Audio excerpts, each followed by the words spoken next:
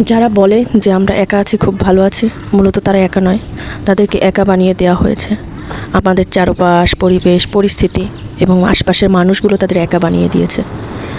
তাদের সমস্যার সময় তাদের সমস্যাগুলো কাউকে বলতে না পারা, তাদের বিপদের কথাগুলো, কষ্টের কথাগুলো যখন কাউকে বলতে পারে না, ঠিক তখনই একজন মানুষ ফিল করে যে আসলে পৃথিবীতে সে একা। চারপাশের স্তব্ধতা যখন তাকে থামিয়ে দেয়, তখনই সে ফিল করে পৃথিবীতে সে আসলে একা। কিন্তু দিন শেষে তারা এমন একটা পর্যায়ে এসে দাঁড়ায় যে তারা একা হয়ে যায়। জীবন ব্যবস্থা দিন দিন পরিবর্তন হচ্ছে, কিন্তু মানুষের মানসিক অবস্থার কোনো পরিবর্তন হচ্ছে না। কেনই বা মানুষ চেঞ্জ হচ্ছে না? মানুষের মানসিক অবস্থার কেন পরিবর্তন হচ্ছে না? ধীরে ধীরে মানুষ তার মনুষ্যত্বকে হারিয়ে ফেলছে। কোথায় মনুষ্যত্ব? কেই বা কার খোঁজ রাখে? আপনি ভালো থাকলেন, খারাপ থাকলেন, এতে কার কি আসে যায়? কই, কারো তো কিচ্ছু আসে যায় না।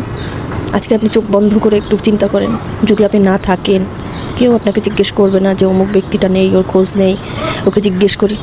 পৃথিবীটা আসলে স্বার্থপর। যে যার চিন্তা করে, যে যা নিজের স্বার্থ নিয়ে চিন্তা করে। পৃথিবী কেউ কারোর জন্য ভাবে না। দুনিয়াটা বড়ই অসহায়। আমরা মানুষরাও এটা বুঝতে চাই না।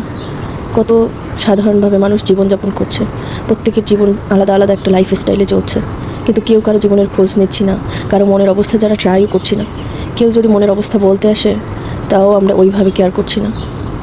কেনই বা কেয়ার করবে? যে যার অবস্থান নিয়ে বিজি, ব্যস্ত, কারো সময় দেওয়ার তো সময় নেই। পৃথিবীটা আসলে এরকমেরই। আপনি ভালো থাকেন বা খারাপ থাকেন, এতে আসলে আলটিমেটলি কারো কিচ্ছু যায় আসে না। ধন্যবাদ সবাইকে। আসসালামু আলাইকুম।